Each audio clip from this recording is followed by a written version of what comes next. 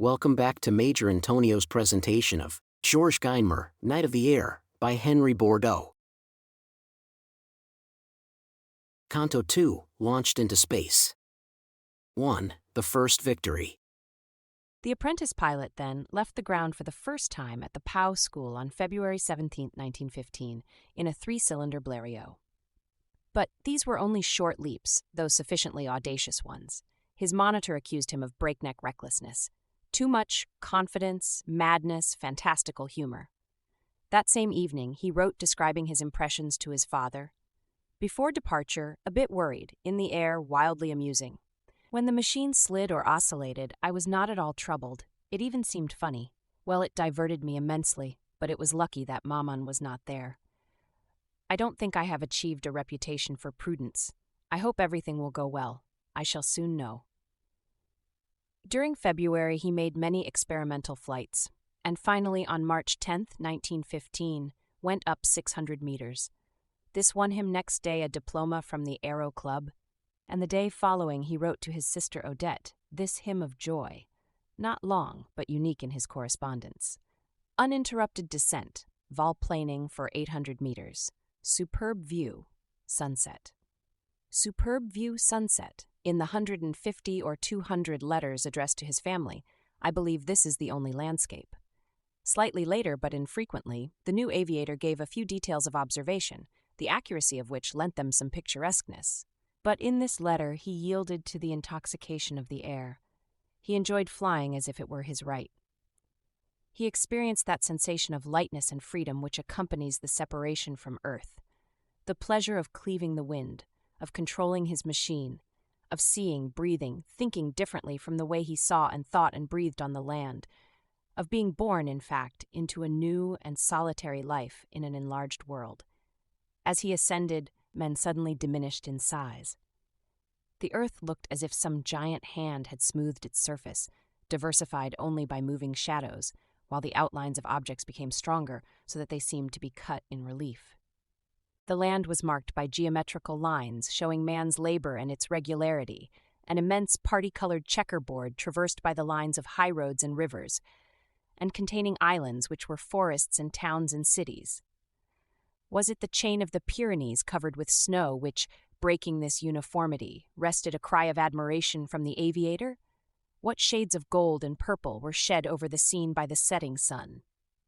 His half-sentence is like a confession of love for the joy of living, violently torn from him, and the only avowal this blunt Roland would allow himself. For the nature of his correspondence is somewhat surprising. Read superficially, it must seem extremely monotonous, but when better understood, it indicates the writer's sense of oppression, of hallucination, of being bewitched.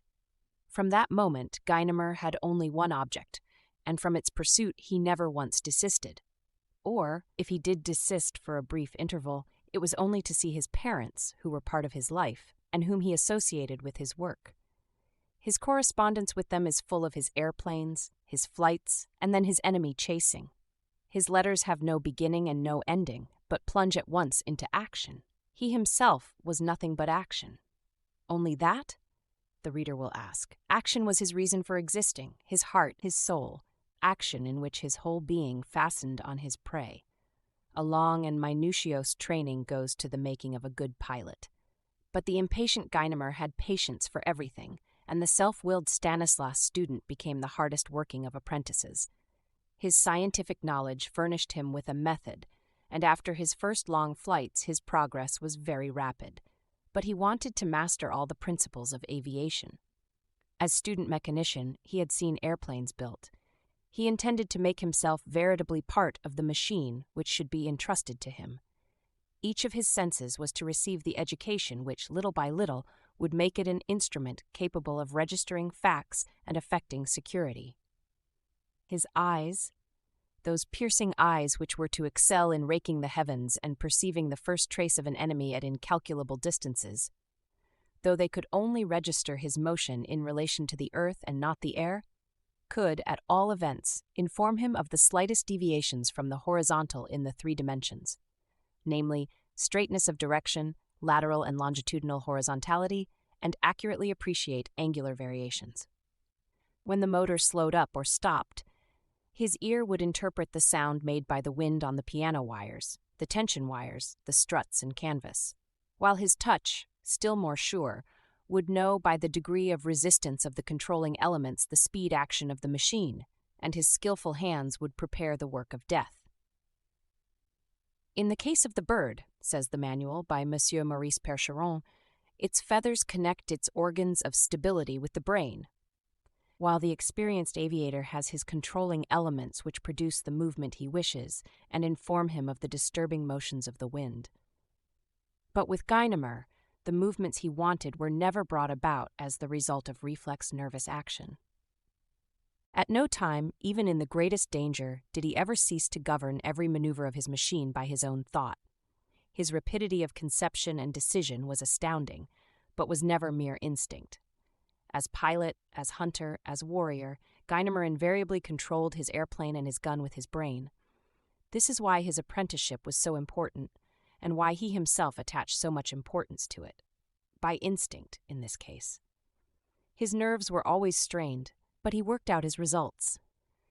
Behind every action was the power of his will, that power which had forced his entrance into the army, and itself closed the doors behind him, a prisoner of his own vocation.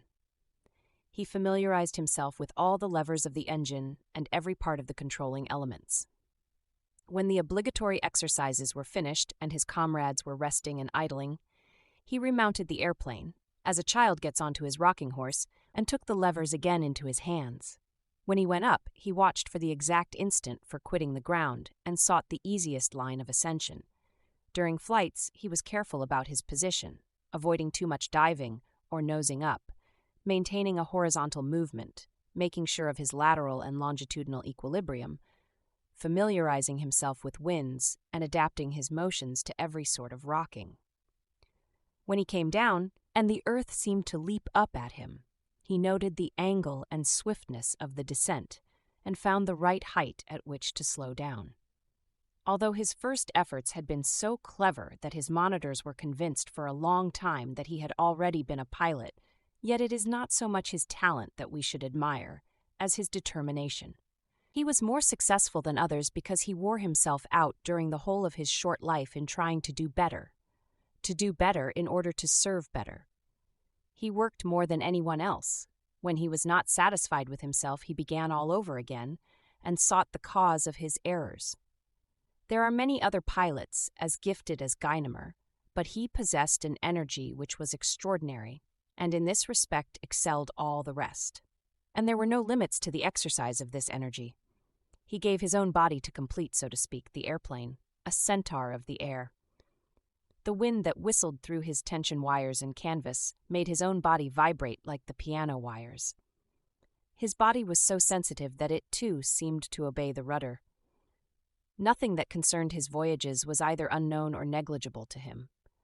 He verified all his instruments, the map holder, the compass, the altimeter, the tachometer, the speedometer, with searching care. Before every flight, he himself made sure that his machine was in perfect condition. When it was brought out of the hangar, he looked it over as they look over racehorses, and never forgot this task. How would it be when he should have his own airplane? At Pau, he increased the number of his flights and changed airplanes, leaving the Blériot Gnome for the Muran. His altitudes at this time varied from 500 to 600 meters. Going on March 21st to the Avord School, he went up on the 28th to a height of 1,500 meters, and on April 1st to 2,600.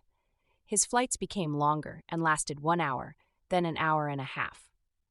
The spiral descent from a height of 500 meters, with the motor switched off, triangular voyages, the test of altitude, and that of duration of flight, which were necessary for his military diploma, soon became nothing more to him than sport. In May, nearly every day, he piloted one passenger on an MSP, Moraine Saunier Parasol. During all this period, his record book registers only one breakdown. Finally, on May 25th, he was sent to the General Aviation Reserves, and on the 31st, made 2 flights in a Nieuport with a passenger. This was the end of his apprenticeship, and on June 8th, Corporal George Guynemer was designated as member of Escadrille MS-3, which he joined next day at Vosgien. This MS-3 was the future N-3, the Siogongs, or Stork's escadrille. It was already commanded by Captain Brocard, under whose orders it was destined to become illustrious. Verdun belonged to it. Sous-lieutenant de cavalerie, Dolan joined it almost simultaneously with Guynemer, whose friend he soon became. Later, little by little, came Heurteau, de la Tour, Dorme, Auger, Raymond, etc., all the famous valiant knights of the escadrille, like the peers of France who followed Roland over the Spanish roads.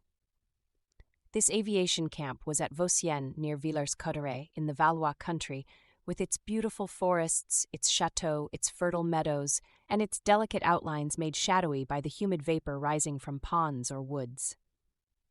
"Complete calm," wrote Guynemer on June 9th. "Not one sound of any kind. One might think oneself in the Midi, except that the inhabitants have seen the beast at close range and know how to appreciate us. Vedrines is very friendly and has given me excellent advice. He has recommended me to his mecanos, who are the real type of the clever Parisian, inventive, lively, and good-humored." Next day he gives some details of his billet and adds, "I have had a mitrailleuse support mounted on my machine, and now I am ready for the hunt. Yesterday at 5 o'clock I darted around above the house at 1,700 or 2,000 meters. Did you see me? I forced my motor for 5 minutes in hopes that you would hear me." He had recently parted from his family, and a happy chance had brought him to fight over the very lines that protected his own home. The front of the 6th Army, to which he was attached, extending from Ribecourt beyond the forest of Laigue, passed in front of Rayleigh and Tracy-Laval, hollowed itself before the enemy salient of Moulins-sous-Touvent, straightened itself again near Autrèche and Neuvron-Vangres, covered Soissons, whose very outskirts were menaced, was obliged to turn back on the left bank of the Aisne, where the enemy took, in January 1915, the bridgehead at Condé, and Vayly and Chavon, and crossed the river again at Soupir, which belonged to us. Laon, La Fère, Coucy-le-Château, Chauny, Noyon, Ham, and Péronne were the objects of his reconnoitering flights. War acts more poignantly, more directly upon a soldier whose own home is immediately behind him. If the front were pierced in the sector which had been entrusted to him, his own people would be exposed. So he becomes their sentinel. Under such conditions, La Patrie is no longer merely the historic soil of the French people, the sacred ground, every parcel of which is responsible for all the rest, but also the beloved home of infancy, the home of parents, and, for this collegian of yesterday, the scene of charming walks and delightful vacations. He has but just now left the paternal mansion, and, not yet accustomed to the separation, he visits it by the roads of the air, the only ones which he is now free to travel. He does not take advantage of his proximity to Compiègne to go ring the familiar doorbell, because he is a soldier and respects orders. But on returning from his rounds, he does not hesitate to turn aside a bit in order to pass over his home, indulging up there in the sky in all sorts of acrobatic caprioles to attract attention and prolong the interview. What lover was ever more ingenious and madder in his rendezvous? Throughout all his correspondence, he recalls his air visits. "You must have seen my head, for I never took my eyes off the house." Or, after an aerial somersault that filled all those down below with terror, "I am wretched to know that my veering the other day frightened Mammons so much, but I did it so as to see the house without having to lean over the side of the machine, which is unpleasant on account of the wind." Or sometimes he threw down a paper which was picked up in Count Foy's park. "Everything is all right." He thought he was reassuring his parents about his safety, but their state of mind can be conceived when they beheld exactly over their heads an airplane engaged apparently in performing a dance, while through their binoculars they could see the tiny black speck of a head which looked over its side. He had indeed a singular fashion of reassuring them. Meanwhile, at Vosgien the newcomer was being tested. At first he was thought to look rather sickly and weak, to be somewhat reserved and distant, and too well dressed, with a young ladyish air. He was known to be already an expert pilot, capable of making tailspins after barely 3 months' experience. But still the men felt some uncertainty about this youngster, whom they dared not trifle with on account of his eyes, out of which fire and spirit flowed like a torrent. Later on they were to know him better. A legend was current as to the large quantity of wood broken by Guynemer in his early days with the escadrille. This is radically untrue, and his notebook contradicts it. From the very first day, the débutant fulfilled the promise of his apprentice days. After 1 or 2 trial flights, he left for a scouting expedition on Sunday, June 13th, above the enemy lines, and there met 3 German airplanes. On the 14th, he described what he had seen in a letter to his father. His correspondence still included some description at that time. The earth still held his attention, but it was soon to lose interest for him. The appearance of Tracy and Kenvier, he wrote, is simply unbelievable. Ruins, an inextricable entanglement of trenches almost touching one another, the soil turned over by the shells, the holes of which one sees by thousands. One wonders how there could be a single living man there. Only a few trees of a wood are left standing, the others beaten down by the marmites, and everywhere may be seen the yellow color of the literally plowed-up earth. It seems incredible that all these details can be seen from a height of over 3,000 meters. I could see to a distance of 60 or 70 kilometers and never lost sight of Compiègne. Saint-Quentin, Péronne, etc. were as distinct as if I were there.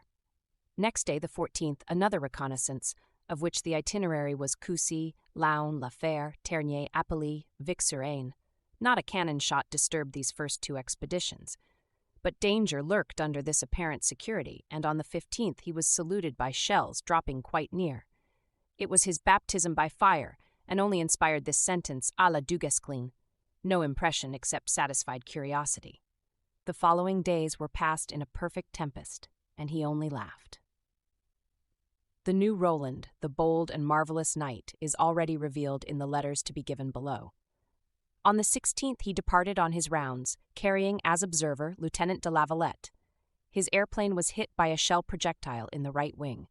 On the 17th his machine returned with 8 wounds, 2 in the right wing, 4 in the body, and in addition 1 strut and 1 longitudinal spar hit. On the 18th he returned from a reconnaissance with Lieutenant Colcomb, during which his machine had been hit in the right wing, the rudder, and the body. But his notebook only contains statements of facts, and we have to turn to his correspondence for more details. Decidedly, he wrote on June 17th to his sister Odette, the Boches have quite a special affection for me, and the parts of my cuckoo serve me for a calendar. Yesterday we flew over Chauny, Ternier, Laon, Coucy, Soissons. Up to Chauny, my observer had counted 243 shells. Coucy shot 500 to 600. My observer estimated 1,000 shots in all. All we heard was a rolling sound, and then the shells burst everywhere, below us, above, in front, behind, on the right, and on the left, for we descended to take some photographs of a place which they did not want us to see. We could hear the shell fragments whistling past. There was one that, after piercing the wing, passed within the radius of the propeller without touching it, and then to within 50 centimeters of my face. Another entered by the same hole but stayed there, and I will send it to you. Fragments also struck the rudder and won the body. His journal mentions more. My observer, who has been an observer from the beginning, says that he never saw a cannonade like that one, and that he was glad to get back again. At one moment a bombhead of 105 millimeters, which we knew by its shape and the color of its explosion, fell on us and just grazed us. In fact, we often see enormous shells exploding. It is very curious. On our return we met Captain Gerard, and my observer told him that I had astounding nerve. Zim, boom, boom. He said he knew it. I will send you a photograph of my cuckoo with its 9 bruises. It is superb. The next day, June 18th, it was his mother who received his confidences. The enemy had bombarded Villers-Cotterêts with a long-distance gun which had to be discovered. On this occasion he took Lieutenant Colcomb as observer. At Coucy, terribly accurate cannonade. Talk, talk. 2 projectiles in the right wing, 1 within a meter of me. We went on with our observations in the same place. Suddenly a formidable crash, a shell burst 8 to 10 meters under the machine. Result, 3 holes, 1 strut and 1 spar, spoiled. We went on for 5 minutes longer observing the same spot, always encircled naturally. Returning, the shooting was less accurate. On landing, my observer congratulated me for not having moved or zigzagged, which would have bothered his observation. We had, in fact, only made very slight and very slow changes of altitude, speed, and direction. Compliments from him mean something, for nobody has better nerve. In the evening, Captain Girard, in command of Army Aviation, called me and said, "You are a nervy pilot, all right. You won't spoil our reputation by lack of pluck. Quite the contrary. For a beginner." And he asked me how long I had been a corporal. "Ja bon. My cuckoo is superb, with its parts all dated in red.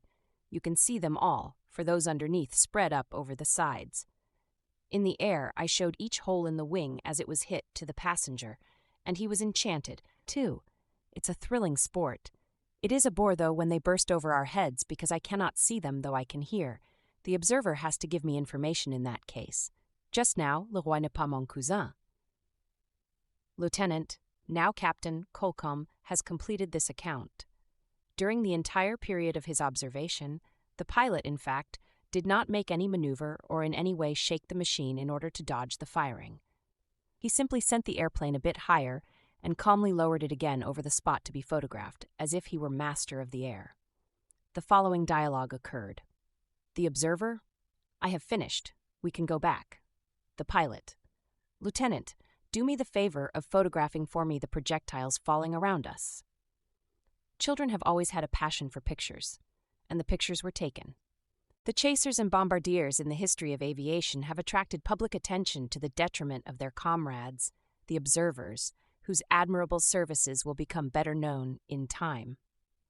It is by them that the battlefield is exposed, and the preparations and ruses of the enemy balked.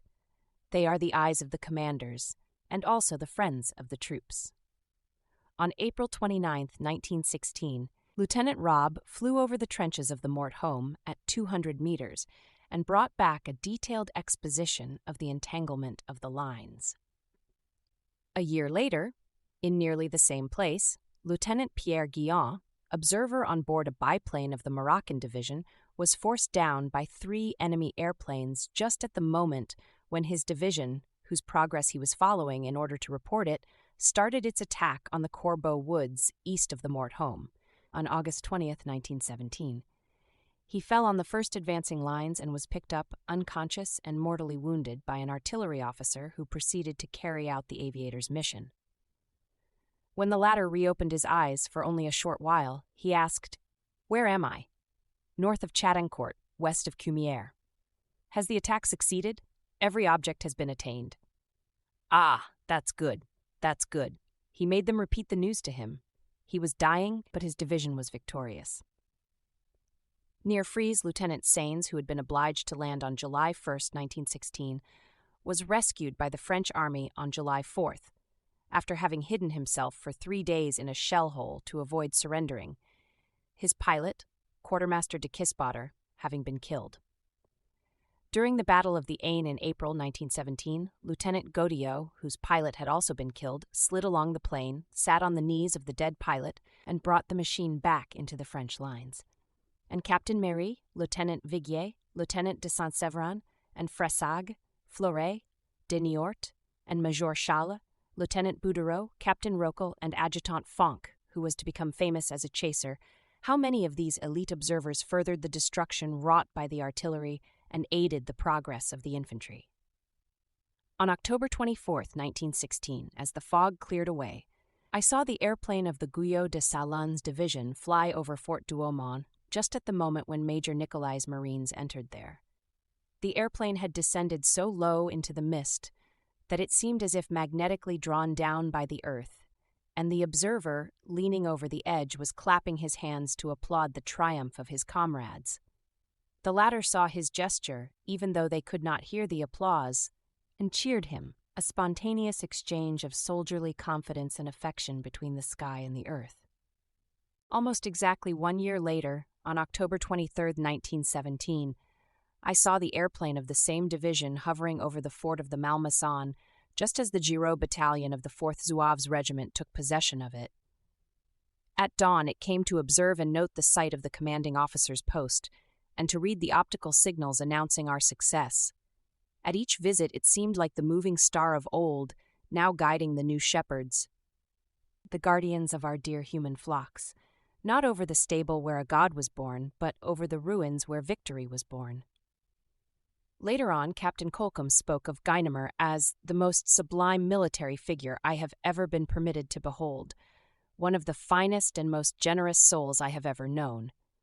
Guynemer was not satisfied to be merely calm and systematically immovable, and to display sang-froid, though to an extraordinary degree. He amused himself by counting the holes in his wings and pointing them out to the observer.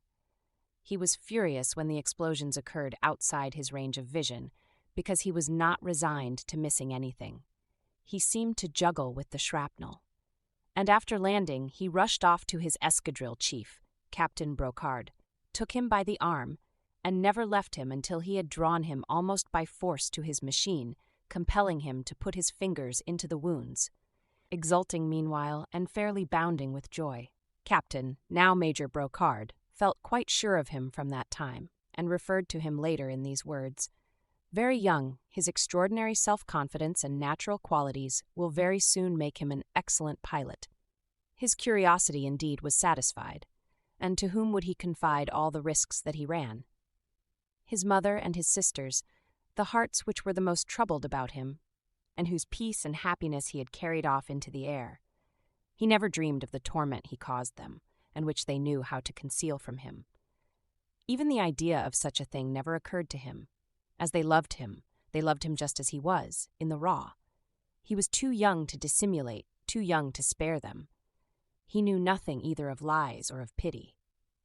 He never thought that anyone could suffer anguish about a son or a brother when this son and brother was himself supremely happy in his vocation. He was naively cruel. But the rounds and reconnaissances were not to hold him long, and he already scented other adventures. He had scented the odor of the beast, and he had his airplane furnished with a support for a machine gun. That particular airplane, it is true, came to an untimely end in a ditch, but was already condemned by its body frame, which was rotten with bullet holes. That was the only wood Guynemer broke during his early flights. But his next airplane was also armed, and in the young pilot could already be plainly seen that taste for enemy chasing which was to bewitch and take possession of him. Though after this time he certainly carried over the lines Lieutenant de Lavalette, Lieutenant Colcom, and Captain Simeon, and always with equal calm, yet he aspired to other flights, further away from Earth. Lieutenant de Beauchamp, the future Captain de Beauchamp, who was to die so soon after his audacious raids on Aisne and Munich, divined what was hidden in this thin boy who was in such breathless haste to get on. He would not allow Corporal Guynemer to address him as lieutenant, feeling so surely his equality, and tomorrow perhaps his mastery. On July 6, 1915, he sent him a little guide for aviators in a few lines. "Be cautious. Look well at what is happening around you before acting. Invoke Saint Benoit every morning, but above all, write in letters of fire in your memory. In aviation, everything not useful should be avoided." Oh, of course. The little girl laughed at the advice as he laughed at the tempest. He had an admiration for Beauchamp, but when did a Roland ever listen to an Oliver? One day he went up in a wind of over 25 meters, and even by nosing up a bit he could hardly make any progress. With the wind behind him, he made over 200 kilometers. Then he landed.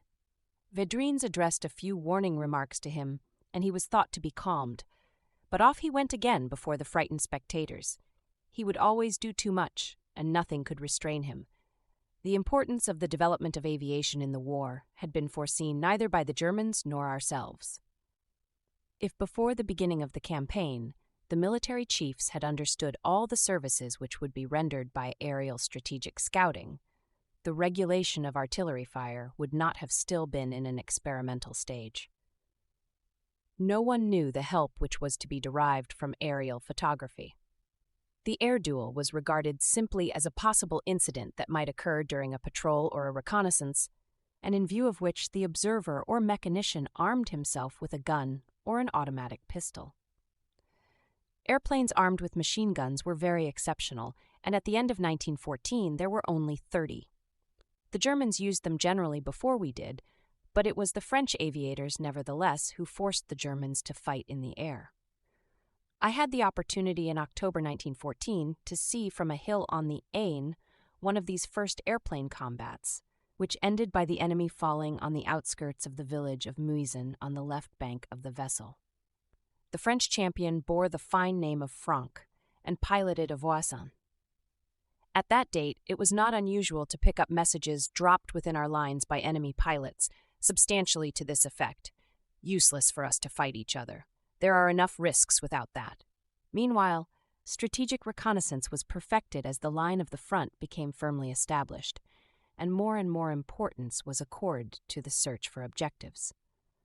Remarkable results were attained by air photography from December 1914, and after January 1915, the regulation of artillery fire by wireless telegraphy was in general practice. It was necessary to protect the airplanes attached to Army Corps and to clean up the air for their free circulation. This role devolved upon the most rapid airplanes, which were then the Morane-Saulnier Parasols, and in the spring of 1915, these formed the first escadrilles de chasse, one for each army. Garros, already popular before the war for having been the first air pilot to cross the Mediterranean from St. Raphael to Bizerto, forced down a large aviatik above Dixmude in April 1915. A few days later, a motor breakdown compelled him to land at Ingleminster, north of Courtrai, and he was made prisoner. The aviators, like the knights of ancient times, sent one another challenges. Sergeant David, who was killed shortly after, having been obliged to refuse to fight an enemy airplane because his machine gun jammed, dropped a challenge to the latter on the German aerodrome, and waited at the place, on the day and hour fixed, at Vauquois, noon, in June 1915, above the German lines, but his adversary never came to the rendezvous. The Maurice Farman and Caudron airplanes were used for observation. The Voisin machines, strong but slower, were more especially utilized for bombardments, which began to be carried out by organized expeditions. The famous raids on the Ludwigshafen factories and the Karlsruhe railway station occurred in June 1915. It was at the Battle of Artois, May and June 1915, that aviation for the first time constituted a branch of the Army, and the work was chiefly done by the escadrilles belonging to the Army Corps, which rendered very considerable services as scouts and in aerial photography and destructive fire. But as an enemy chaser, the airplane was still regarded with much distrust and incredulity. Some said it was useless. Was it not sufficient that the airplanes of the Army Corps and those for bombardments could defend themselves? Others of less extreme opinions thought it should be limited to the part of protector. This opposition was overcome by the sudden development of the German enemy-chasing airplanes after July 1915, subsequent to our raids on Ludwigshafen and Karlsruhe, which aroused furious anger in Germany. In the beginning, the belligerent nations had collected the most heterogeneous group of all the airplane models then available. But the methodical Germans, without delay, supplied their constructors with definite types of machines in order to make their escadrilles harmonious. At that time, they used monoplanes for reconnaissances without any special arrangement for carrying arms and incapable of carrying heavy weights, and biplanes for observation, unarmed, and possessing only a makeshift contrivance for launching bombs. The machines of both these series were two-seated with the passenger in front. These were Albatros, Aviatiks, Eulers, Rumplers, and Gothas. Early in 1915 appeared the Fokkers, which were one-seated, and new two-seated machines, Aviatiks or Albatros, which were more rapid, with the passenger at the rear, and furnished with a revolving turret for the machine gun. The German troops engaged in aerostation, aviation, automobile, and railway service were grouped as communication troops, Verkehrstruppen, under the direction of the General Inspection of Military Communications. It was not until the autumn of 1916 that the aerostation, aviation, and aerial defense troops were made independent and, under the title of Luftstreitkräfte, aerial combatant forces, took their position in the order of battle between the pioneers and the communication troops. But early in the summer of 1915, the progress realized in aviation resulted in its forming a separate branch of the Army, with campaign and enemy-chasing escadrilles. Guynemer was now on the straight road toward aerial combat. Most of our pilots were still chasing enemy airplanes with one passenger armed with a simple musketoon. More circumspect than the others, Guynemer had his airplane armed with a machine gun. Meanwhile, the staff was preparing to reorganize the army escadrilles. The bold Pégu had several times fought with two enterprising Fokkers or aviatiks. Captain Brocard had forced down one of them in flames over Soissons. And the latest recruit of the escadrille, this youngster of a Guynemer, was burning to have his own Boche. The first entries in his notebook of flights for July 1915 record expeditions without result, in company with Adjutant Hatin, Lieutenant de Rupier, in the region of Noyon, Roye, Ham, and Coucy-le-Château. On the 10th, the Chasseur put to flight 3 Albatros, while a more rapid Fokker attempted an attack, but turned back having tried a shot at their machine gun. On the 16th, Guynemer and Hatin dropped bombs on the Chauny railway station. During the bombardment, an aviatik attacked them. They stood his fire, replying as well as they could with their musketoon, and returned to camp uninjured. Adjutant Hatin was decorated with the military medal. As Hatin was a gourmet, Guynemer went that same evening to Le Bourget to fetch 2 bottles of Rhine wine to celebrate this family fete. At Le Bourget, he tried the new Nieuport machine, which was the hope of the fighting airplanes. Finally, on July 19th, memorable date, his journal records Guynemer's first victory. Started with Gerdner after a Boche reported at Couvres and caught up with him over Pierrefonds.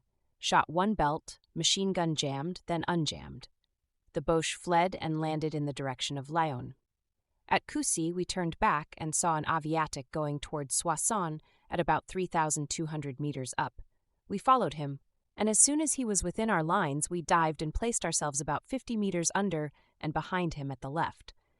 At our first salvo, the aviatik lurched, and we saw a part of the machine crack. He replied with a rifle shot, 1 ball hitting a wing, another grazing Gerdner's hand and head. At our last shot, the pilot sank down on the body frame, the observer raised his arms, and the aviatik fell straight downward in flames between the trenches. This flight began at 3,700 meters in the air and lasted 10 minutes, the 2 combatants being separated by a distance of 50 and sometimes 20 meters. The statement of fact is characteristic of Guynemer. An unforgettable sight had been imprinted on his eyes. The pilot sinking down in his cockpit, the arms of the observer beating the air, the burning airplane sinking. Such were to be his future landscape sketches, done in the sky. The wings of the bird of prey were unfurled definitely in space. The 2 fighting airmen had left Vosgien at 2 o'clock in the afternoon, and at 3:15 they landed conquerors at Carrière-l'Évêque. From their opposing camps, the infantry had followed the fight with their eyes. The Germans, made furious by defeat, cannonaded the landing place. Georges, who was too thin for his clothes, and whose leather pantaloons lined with sheepskin which he wore over his breeches, slipped and impeded his walking, sat down under the exploding shells and calmly took them off. Then he placed the machine in a position of greater safety, but broke the propeller on a pile of hay. During this time a crowd had come running and now surrounded the victors. Artillery officers escorted them off, sentinels saluted them. A colonel offered them champagne. Gerdner was taken first into the commanding officer's post, and on being questioned about the maneuver that won the victory excused himself with modesty. That was the pilot's affair. Guynemer, who had stolen in, was willing to talk. "Who is this?" asked the colonel. "That's the pilot.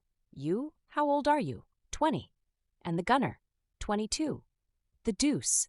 There are nothing but children left to do the fighting." So, passed along in this manner from staff to staff, they finally landed at Compiègne, conducted by Captain Siméon. No happiness was complete for Guynemer if his home was not associated with it. "He will get the military medal," declared Captain Siméon, "because he wanted his Boche and went after him." Words of a true chief who knew his men. Always to go after what he wanted was the basic characteristic of Guynemer. And now, various details concerning the combat came one by one to light. Gerdner had been half out of the machine to have the machine gun ready to hand. When the gun jammed, Georges yelled to his comrade how to release it. Gerdner, who had picked up his rifle, laid it down, executed the maneuver indicated by Guynemer, and resumed his machine gun fire. This episode lasted 2 minutes, during which Georges maintained the airplane under the aviatik, unwilling to change his position, as he saw that a recoil would expose them to the Boche's gun. Meanwhile, Vadrines came in search of the victor and piloted the machine back to headquarters, with Guynemer on board seated on the body and quivering with joy. With this very first victory, Guynemer sealed his friendship with the infantry, whom his youthful audacity had comforted in their trenches. He received the following letter, dated July 20th, 1915. Lieutenant Colonel Maillard, commanding the 238th Infantry, to Corporal Pilot Guynemer and Mechanician Gerder of Escadrille MS-3 at Vosgien. The Lieutenant Colonel, the officers, the whole regiment, having witnessed the aerial attack you made upon a German aviatik over their trenches, spontaneously applauded your victory, which terminated in the vertical fall of your adversary. They offer you their warmest congratulations and share the joy you must have felt in achieving so brilliant a success. Maillard. On July 21st, the military medal was given to the two victors, Guynemer's being accompanied by the following mention: Corporal Guynemer, a pilot full of spirit and audacity, volunteering for the most dangerous missions. After a hot pursuit, gave battle to a German airplane, which ended in the burning and destruction of the latter. The decoration was bestowed on August 4th at Vosgien by General Dubois, then in command of the 6th Army, and in presence of his father, who had been sent for. Then Guynemer paid for his newly won glory by a few days of fever. 2. From the Aisne to Verdun. Guynemer's first victory occurred on July 19, 1915, and for his second he had to wait nearly 6 months. This was not because he had not been on the watch. He would have been glad to mount a Nieuport, but after all, he had had his Boche, and at that time the exploit was exceptional.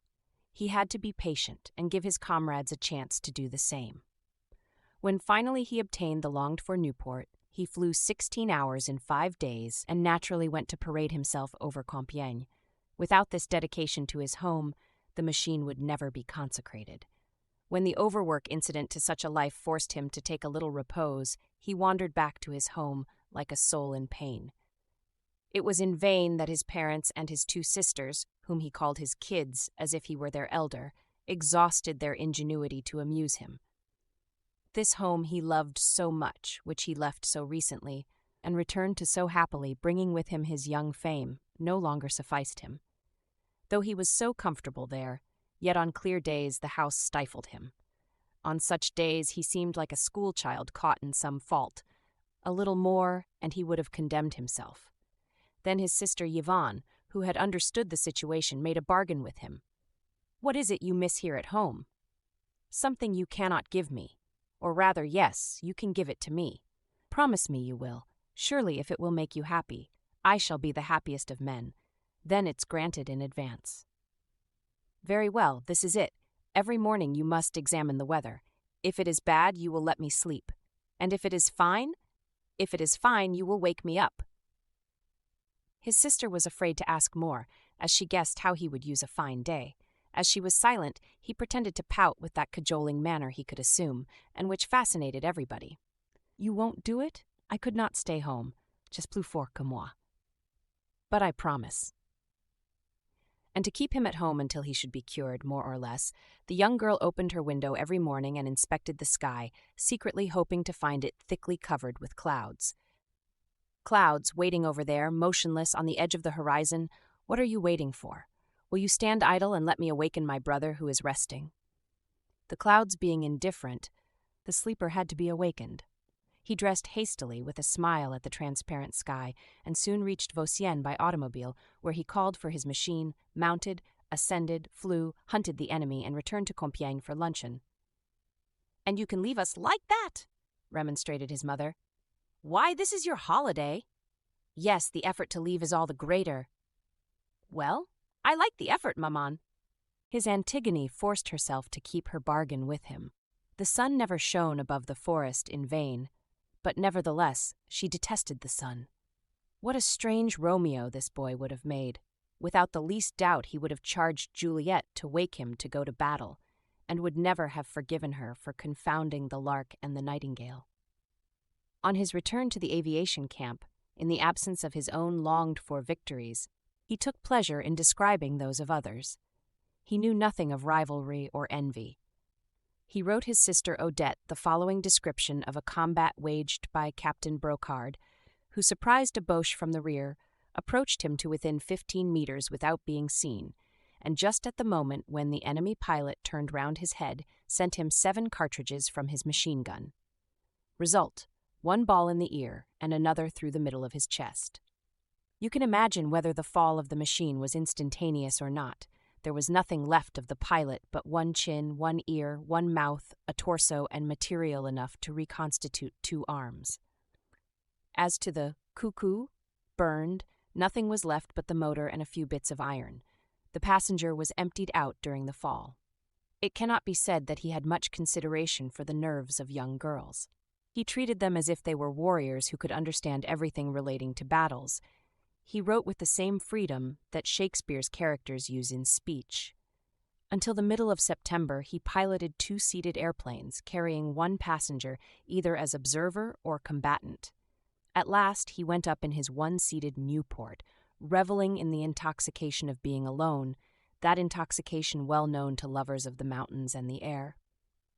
Is it the sensation of liberty, the freedom from all the usual material bonds, the feeling of coming into possession of these deserts of space or ice, where the traveler covers leagues without meeting anybody, the forgetfulness of all that interferes with one's own personal object?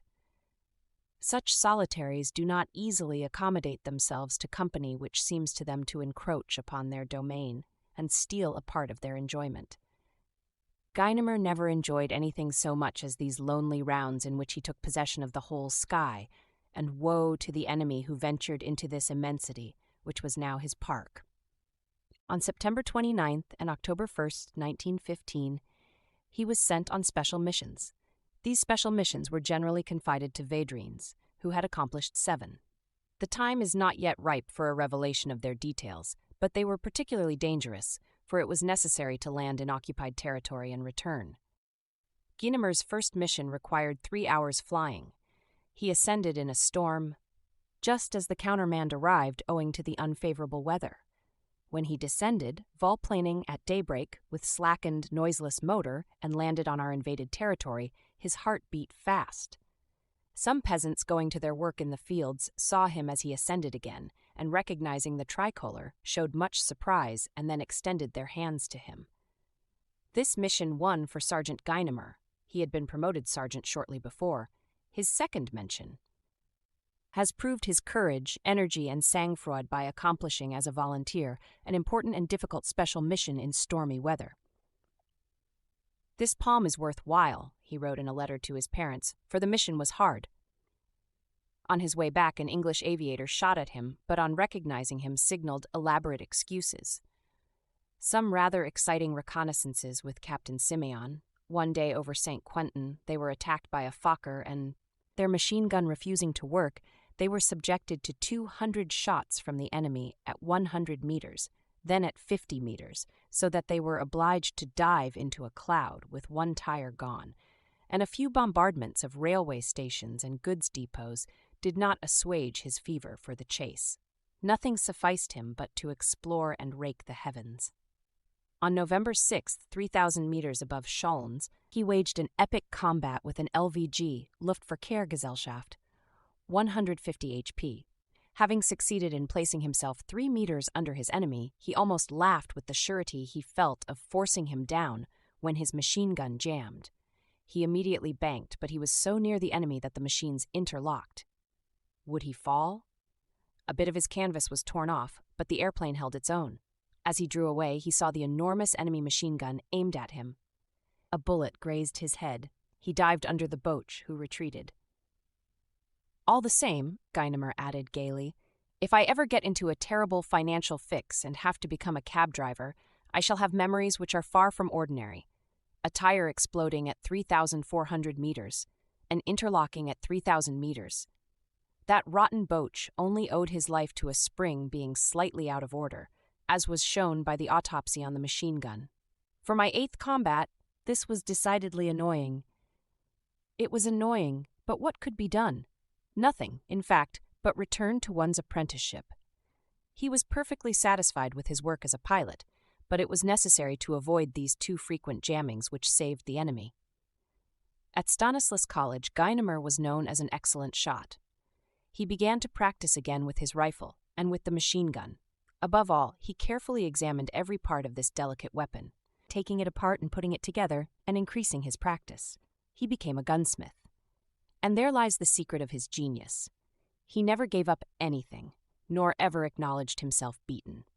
If he failed, he began all over again, but after having sought the cause of his failure in order to remedy it. When he was asked one day to choose a device for himself, he adopted this, which completely expresses his character: fair face. He always faced everything, not only the enemy, but every object which opposed his progress. His determination compelled success. In the career of Guynemer, nothing was left to chance, and everything won by effort, pursuit, and implacable will. On Sunday, December 5, 1915, as he was making his rounds in the Compiègne region, he saw two airplanes more than 3,000 meters above Chauny. As the higher one flew over Bailly, he sprang upon it and attacked it. At 50 meters, 15 shots from his machine gun. At 20 meters, 30 shots. The German fell in a tailspin north of Bailly over against the Bois Carré. Guynemer was sure he had forced him down, but the other airplane was still there. He tacked in order to chase and attack him, but in vain, for his second adversary had fled. And when he tried to discover the spot where the first must have fallen, he failed to find it. This was really too much. Was he going to lose his prey? Suddenly he had an idea. He landed in a field near Compiègne. It was Sunday, and just noon, and he knew that his parents would be coming home from Mass. He watched for them, and as soon as he perceived his father rushed to him. "Father, I have lost my Boche." "You have lost your Boche?" "Yes, an airplane that I have forced down. I must return to my escadrille, but I don't want to lose him." "What can I do?" "Why, look for him and find him. He ought to be near Bailly towards the Bois Carré." And he vanished, leaving to his father the task of finding the lost airplane as a partridge is found in a field of lucerne. The military authority kindly lent its aid, and in fact the body of the German pilot was discovered on the edge of the Bois Carré, where it was buried. This victory was ratified, but a few days later the authorities, failing to find the necessary material proof, refused to give Guynemer credit for it. Ah, the regulations refuse the hunter this game? Guynemer, turning very red, declared, "It doesn't matter, I will get another." He was always wanting another, and in fact he got one 4 days later, on December 8th. This is the report in his notebook. Discovering the strategic line Rhône-Nessel. While descending, saw a German airplane high, and far within its own lines. As it passed the lines at Beuvrain, I cut off its retreat and chased it. I caught up to it in 5 minutes, and fired 47 shots from my Lewis from a point 20 meters behind and under it. The enemy airplane, an LVG-165 HP probably, dived, caught fire, turned over, and carried along by the west wind, fell on its back at Beuvrain. The passenger fell out at Bus, the pilot at Tillaloy. When the victor landed at Beuvrain near his victim, the artillerymen belonging to a nearby battery of 95mm guns, 47th Battery of the 31st Regiment of Artillery, and who were already crowding around the enemy's body, rushed upon and surrounded Guynemer. But the commander, Captain Alain Launay, mustered his men, ordered a salute to Guynemer, made a speech to his command, and said, "We shall now fire a volley in honor of Sergeant Guynemer." The salvo demolished a small house where some Boches had taken refuge. Through the binoculars they could be seen to scatter when the first shell struck their shelter. "They owe that to me, too," cried the enthusiastic urchin. Meanwhile, Captain Alain Launay had patiently ripped the captain's stripes from his cap, and when he had finished, handed them to Guynemer. "Promise me to wear them when you are appointed captain." This victory was not questioned, and there was even some discussion about making this youngster a Knight of the Legion of Honor. But even when he had been promoted sergeant, there had been some objection, owing to his youth. Nevertheless, Guynemer had observed angrily, "I am not too young to be hit by the enemy's shells." This time another objection arose. If he receives the cross for this victory, what can be given him for succeeding ones? The proud little Roland rebelled, revolted, rose up like a cock on its spurs. He did not see that everybody already foresaw his destiny. He would have his cross, he would have it, and he would not wait long for it either. He would know how to wring it out of them. 6 days later, December 14th, with his comrade, the sober and calm Bouquet, he attacked 2 Fokkers, one of which was dashed to pieces in its fall, while the other damaged his own machine. A letter to his father described the combat in his own brief and direct manner, without a superfluous word. Combat with 2 Fokkers.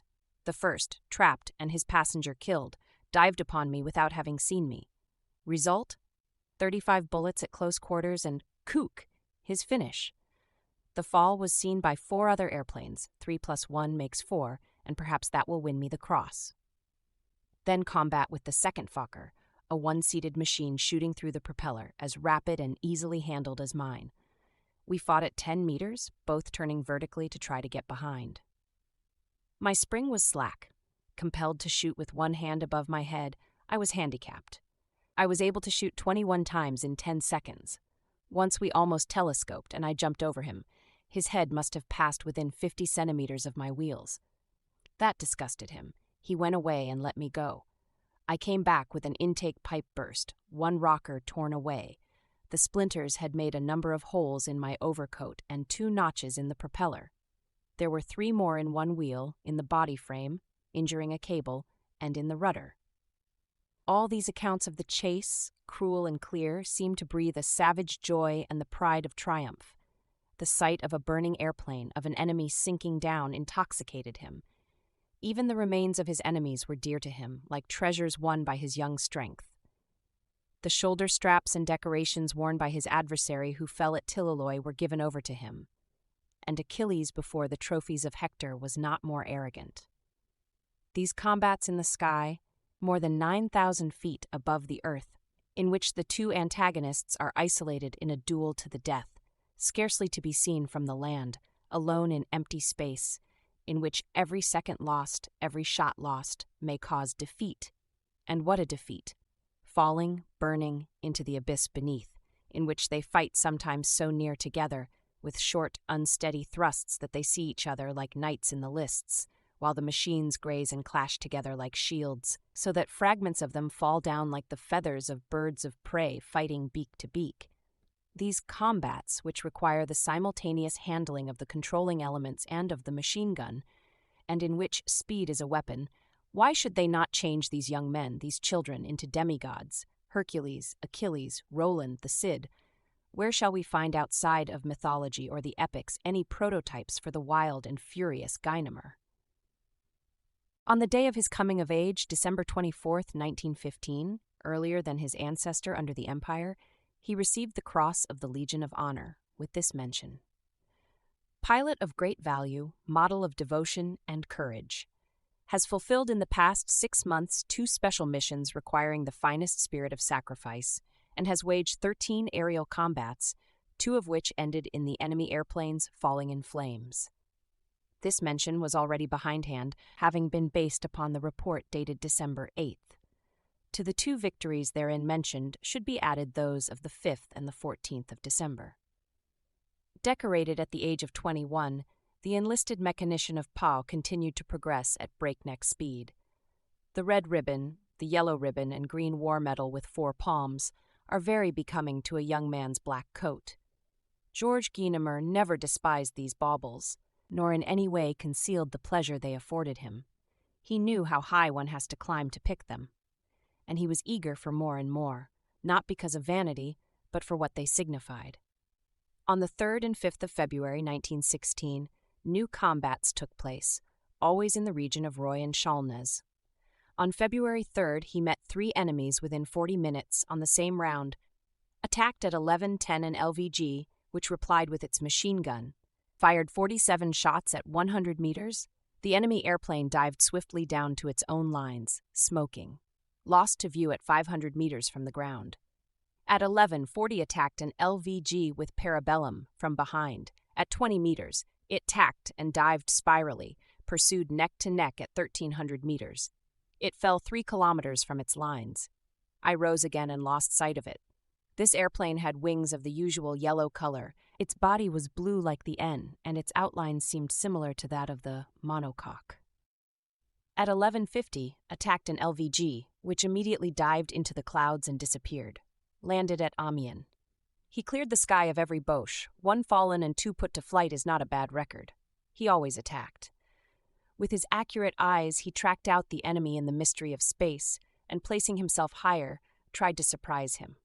On the 5th, near Frise, he closed the road to another LVG, which was returning to its lines, attacked it from above in front, tacked over it, reached its rear, and overwhelmed it like a thunderclap.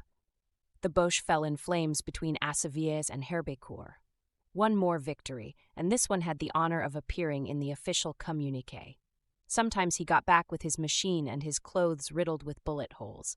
He carried fire and massacre up into the sky.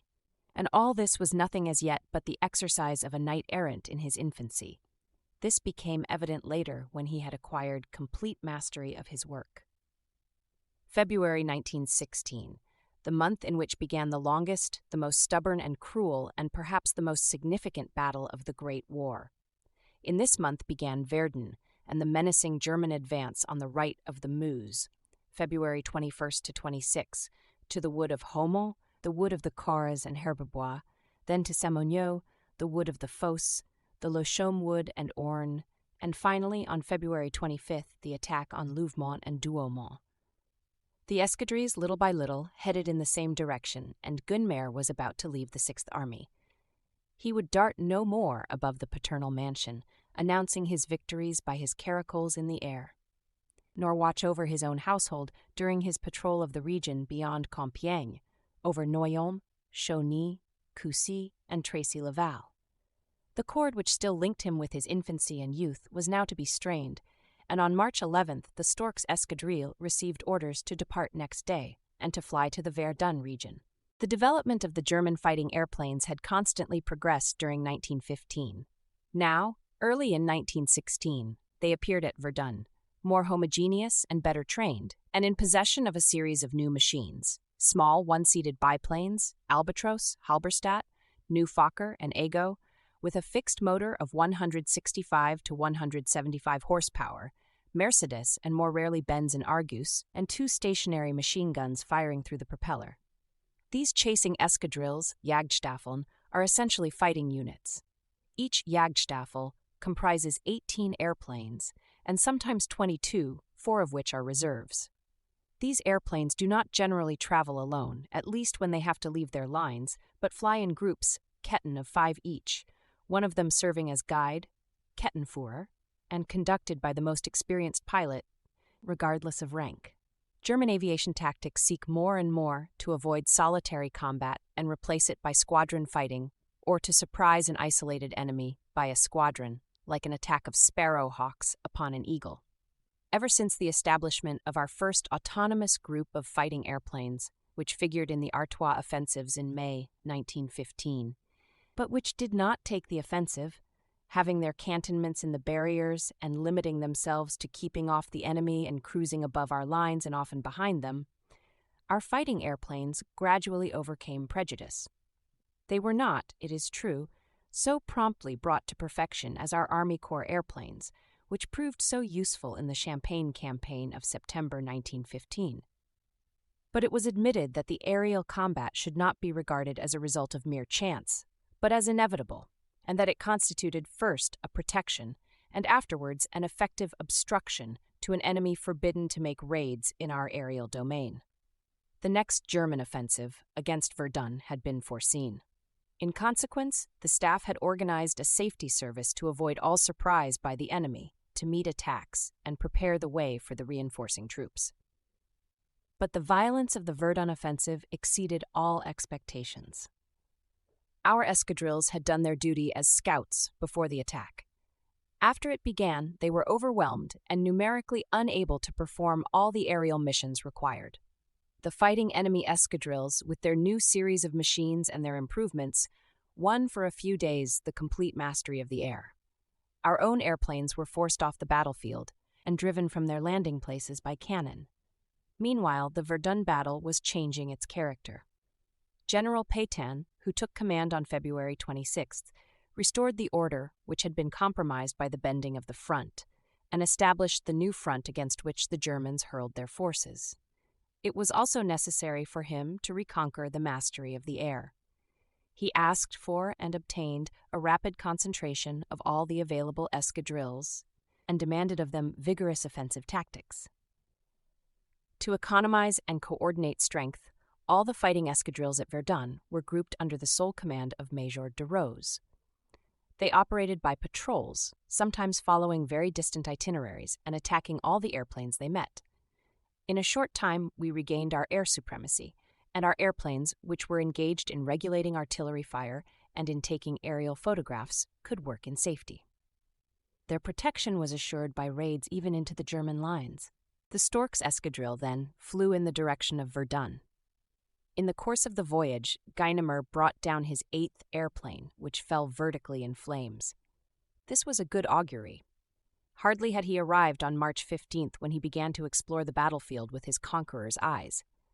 The enemy at that time still thought himself master, and dared to venture within the French lines. Guynemer chased over Rivigny, a group of 5 airplanes, drove another out of Argonne, and while returning met 2 others, almost face to face. He engaged the first one, tacking under it and firing from a distance of 10 meters. But the adversary answered his fire, and Guynemer's machine was hit. The right-hand rear longitudinal spar was cut, the cable injured, the right forward strut also cut, and the windshield shattered. The airman himself was wounded in the face by fragments of aluminum and iron, one lodging in the jaw, from which it could never be extracted, one in the right cheek, one in the left eyelid, miraculously leaving the eye unhurt, while smaller fragments peppered him generally, causing hemorrhages which clogged his mask and made it adhere to the flesh. In addition, he had 2 bullets in his left arm. Though blinded by blood, he did not lose his sang-froid and hastily dived while the second airplane continued firing, and a third, furnished with a turret, which had come to the rescue of its comrades, descended after him and fired down upon his machine. Nevertheless, he had escaped by his maneuver, and in spite of his injuries made a good landing at Brocourt.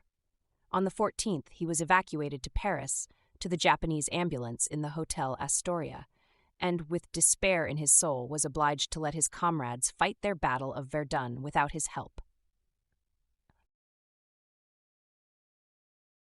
3. Once nightly heroes wandered over Earth. At Verdun, our aerial as well as our land forces underwent sudden and almost prodigious reverses. Within a few days, the Stork's escadrille had been decimated. Its chief, Captain Brocard, had been wounded in the face by a bullet and compelled to land. Lieutenant Peretti had been killed, Lieutenant Dolan wounded, Guynemer wounded, and nearly all its best pilots put hors de combat. The lost air mastery was only regained by the tenacity of Major Roosevelt, chief of aviation of the Second Army, and by a rapid reconcentration of forces. Major Roosevelt ordered enemy chasing and electrified and inspired his escadrilles. The part he played during those terrible Verdun months can never be sufficiently praised. Guynemer's comrades held the sky under fire, as their brothers, the infantrymen, held the shifting ground which protected the ancient citadel. Chaput brought down 7 airplanes, Nungesser 6 and a Drachen Navarre 4, Lenoir 4, Auger and Pelletier d'Oisy 3, Pupil, Chéna, and Lessort 2. The observation airplanes rivaled the fighting machines, often defending themselves, and not infrequently forcing down their assailants in flames. Twice Sergeant Fedorov rid himself in this manner of troublesome adversaries. But other pilots deserve to be mentioned, pilots such as Stribick and Hoot, Captain Vuelman, Lieutenant de Lague, Sergeants de Ritter, Violet and Boos, and such observers as Lieutenant Liebman, who was killed, and Mutil, Naudot, Campion, Moulin, Dumas, Robb, Travers, Sous-Lieutenant Boyot, Captain Verduron, Admirable Squadron Chief, and Major Roizen, expert in bombardments. The lists of names are always too short, but these at least should be loudly acclaimed. Meanwhile, the Battle of Verdun shattered trees, knocked down walls, annihilated villages, hollowed out the earth, dug up the plains, distorted the hills, and renewed once more that chaos of the 3rd day, according to Genesis, on which the Creator separated the waters from the earth. Almost the entire French army filed through this extraordinary epic battle, and Guynemer, wounded and weeping with rage, was not there. But there was another period in the Great War in which the grouping of our fighting escadrilles and their employment in offensive movements gave us triumphant superiority in the aerial struggle. And this was the Battle of the Somme, particularly during its first 3 months, a splendid and heroic time when our airmen sprang up in the sky, spreading panic and fear, like the knights-errant of La Légende du siècle.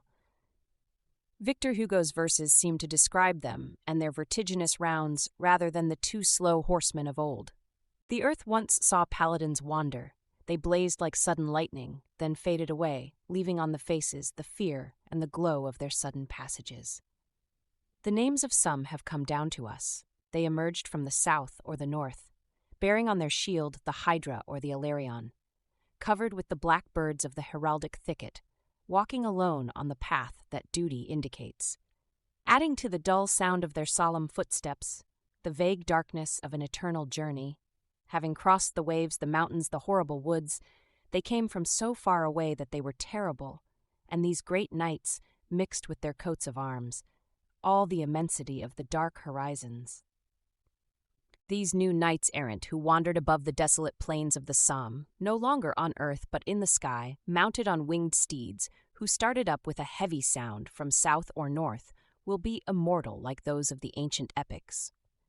It will be said that it was Dorme, or Taux, or Nungesser, Doylen, Sauvage, Tarascon, Chainat, or it was Guynemer who accomplished such and such an exploit. The Germans, without knowing their names, recognized them, not by their armor and their sword thrust, but by their machines, their maneuvers and methods. Almost invariably, their enemies desperately avoided a fight with them, retreating far within their own lines, where even then they were not sure of safety. Those who accepted their gauge of battle seldom returned. The enemy aviation camps from Ham to Péronne watched anxiously for the return of their champions who dared to fight over the French lines. None of them cared to fly alone, and even in groups they appeared timid. In patrols of 4, 5, and 6, sometimes more, they flew beyond their own lines with the utmost caution, fearful at the least alarm, and anxiously examining the wide and empty sky, where these mysterious knights mounted guard, and might at any moment let loose a storm. But in the course of these prodigious first 3 months of the Battle of the Somme, our French chasing patrols not infrequently flew to and fro for 2 hours over German aviation camps, forcing down all those who attempted to rise, and succeeding in spreading terror and consternation in the enemy's lines. The Franco-British offensive began on July 1, 1916, on the flatlands lying along both banks of the Somme River. The general plan of these operations had been agreed upon in the preceding December.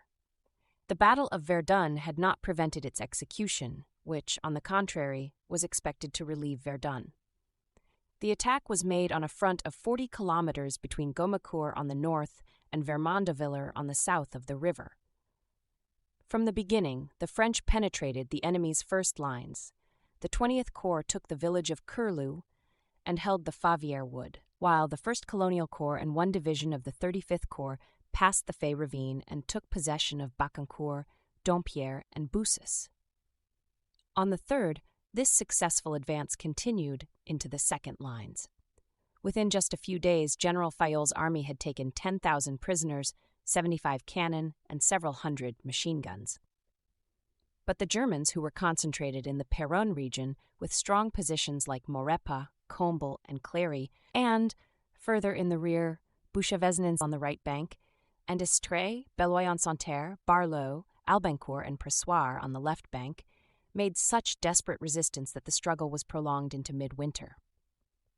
The German retreat in March 1917 to the famous Hindenburg Line was the strategic result of this terrible battle, the tactics of which were continuously successful and the connection between the different arms brought to perfection, while the infantry made an unsurpassed record for suffering and endurance, and will power in such combats as Maurepas, August 12, Cléry, September 3, Bouchaveznes, September 12, where when evening came the enemy was definitely broken, and the taking of Berny-en-Santerre, of Deniécourt, of Vermont-de-Villers, September 13. On the left bank, and on the right bank the entry into Comble, surrounded on September 26, the advance on Sailly-Seyssel, and the stubborn defense of this ruined village, whose chateau and central district had already been occupied on October 15th, and in which a few houses resisted until November 12th.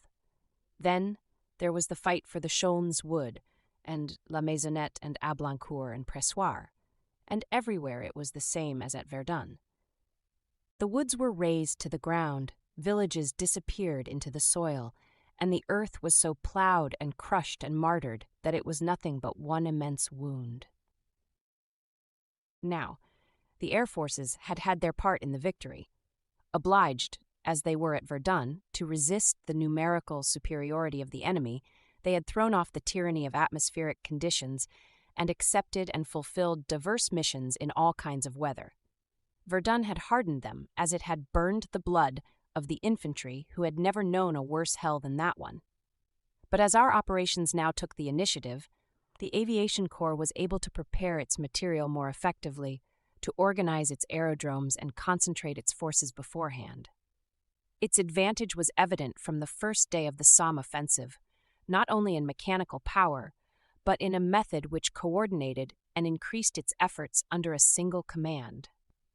Though this arm of the service was in continuous evolution, more subject than any other to the modifications of the war, and the most susceptible of all to progress and improvement, it had nevertheless finished its trial stages and acquired full development as connecting agent for all the other arms whom it supplied with information. Serving at first for strategic reconnaissance and then almost exclusively for regulating artillery fire, the aerial forces now performed complex and efficient service for every branch of the army. By means of aerial photography, they furnished exact knowledge of the ground and of the enemy's defenses, thus preceding the execution of military operations. They regulated artillery fire, followed the program laid down for the destruction of the enemy, and supplied such information as was necessary to set the time for the attack. They then accompanied the infantry in the attack, observed its progress, located the conquered positions, revealed the situation of the enemy's new lines, betrayed his defensive works, and announced his reinforcements and his counterattacks. They were the conducting wire between the command, the artillery, and the troops, and everybody felt them to be sure and faithful allies, for they were able to see and know, to speak and warn. But the air forces, during all their useful missions, were themselves in need of protection, and there must be no enemy airplanes about if they were to make their observations in security. But how to rid them of these enemies and render the latter incapable of harm? Here the air cavalry, the airplanes built for distant scouting and combats, intervened. The safety of observation machines could only be ensured by long-distance protection, that is to say, by aerial patrols taking the offensive, not by a solitary guard, too often disappointing, and ineffective against a resolute adversary. Their safety near to the army could be guaranteed only by carrying the aerial struggle over into the enemy's lines and preventing all raids upon our own. The groups belonging to our fighting escadrilles on both banks of the Somme achieved this result. The one-seated Nieuport, rapid, easily managed with high ascensional speed, and capable by its solid construction and air-piercing power of diving from a height upon an enemy and falling upon him like a bird of prey, was then the chasing airplane par excellence, and remained so until the appearance of the terrible Spad, which made its début in the course of the Somme campaign, Guynemer and Corporal Sauvage piloting the first two of these machines in early September 1916. They were armed with machine guns, firing forward, and invariably connected with the direction of the machine's motion. The Spad is an extraordinary instrument of attack, but its defense lies only in its capacity for rapid displacement and the swiftness of its evolutions. Its rear is badly exposed. Its field of visibility is very limited at the sides, and objects can be seen only above and below. Below, minus the dead angle of the motor and the cockpit. The pilot can easily lose sight of the airplanes in his own group or that of the enemy, so that if he is alone, he is in danger of being surprised. On the other hand, one condition of his own victory is to surprise the enemy, especially if he attacks a two-seated machine whose range of fire is much broader, or if he does not hesitate to choose his victim from among a group. The Spad pilot makes use of the sun, of fog, of clouds. He flies high in order to hold the advantage of being able to pounce down upon his enemy, while the enemy approaches prudently, timidly, suspecting no danger. The Battle of the Somme was the most favorable for solitary airplanes, or airplanes coupled like hunting dogs. Since then, methods have changed, and the future belongs to fighting escadrilles or groups of machines. But at that time, the one-seated airplane was king of the air. One of them was enough to intimidate enemy airplanes engaged in regulating artillery fire and in short-distance scouting, making them hesitate to leave their lines, and to frighten barrier patrols of 2 or even 4 two-seated airplanes, in spite of their shooting superiority, into turning back and disbanding. The one-seated enemy machines never ventured out except in groups, and even with the advantage of 2 against 1, refused to fight. So the one-seated French machine was obliged to fly alone, for if it was accompanied by patrols, the enemy fled and there was no one to attack.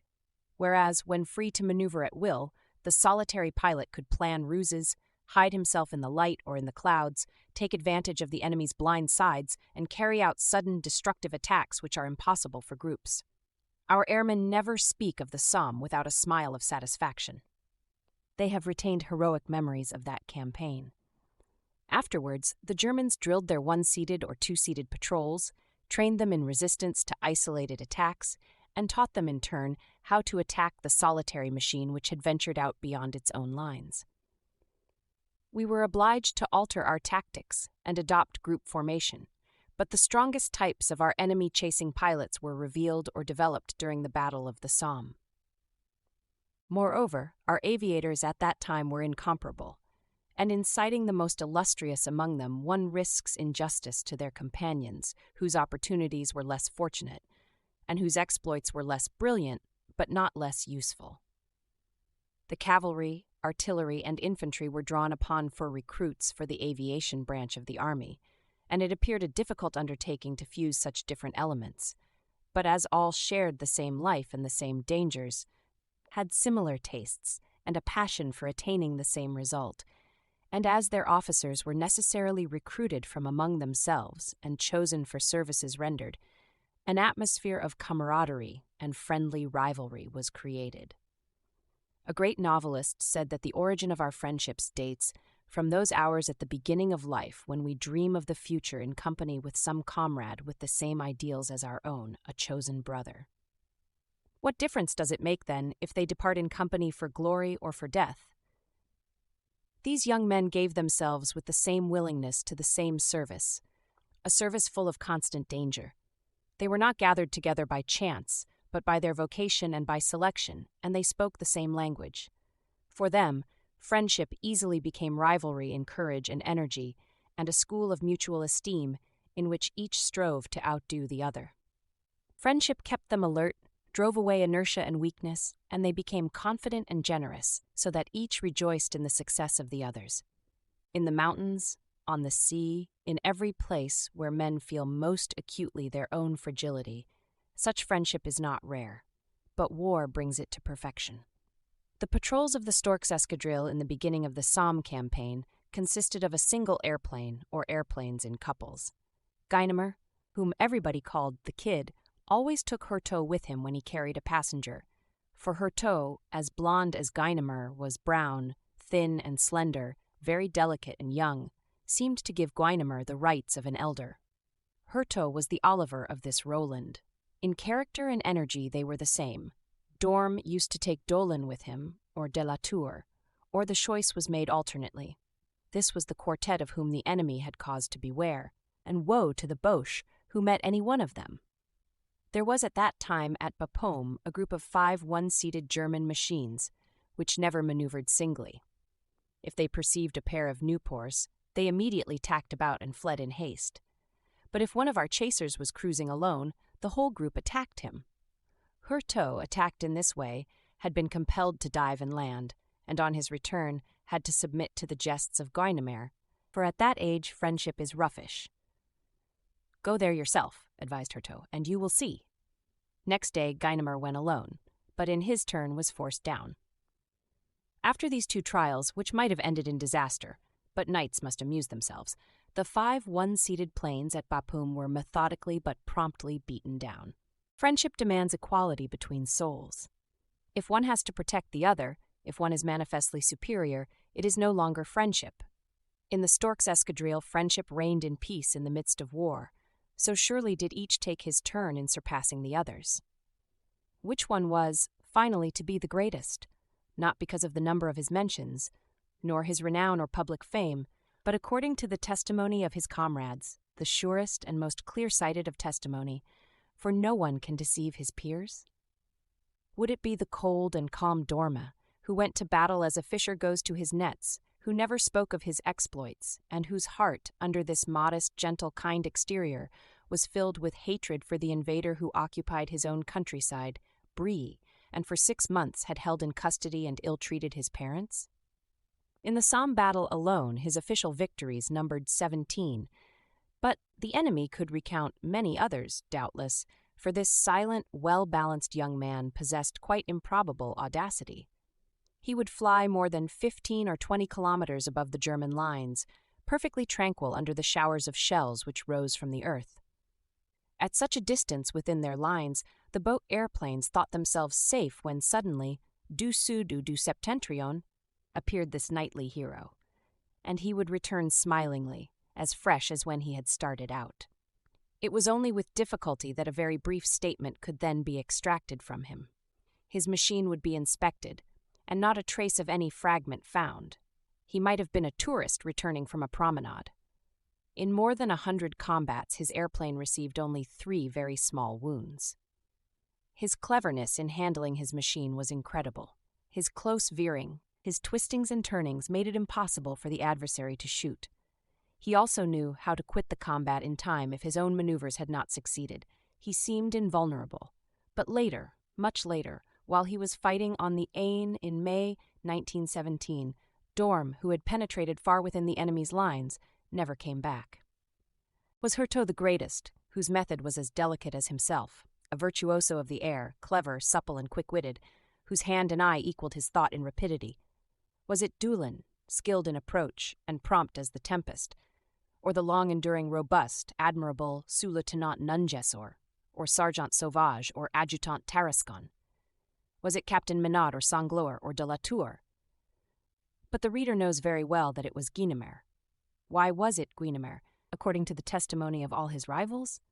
History and the epic have coupled many names of friends like Achilles and Patroclus, Orestes and Pylades, Nisus and Euryalus, Roland and Oliver. In these friendships one is always surpassed by the other, but not in intelligence, nor courage, nor nobility of character. For generosity or wisdom of counsel, one might even prefer a Patroclus to an Achilles, an Oliver to a Roland. In what, then, lies the superiority? That is the secret of temperament, the secret of genius, the interior flame which burns the brightest and whose appearances cause astonishment and almost terror, as if some mystery were divulged. It is certain that Georges Guynemer was a mechanician and a gunsmith.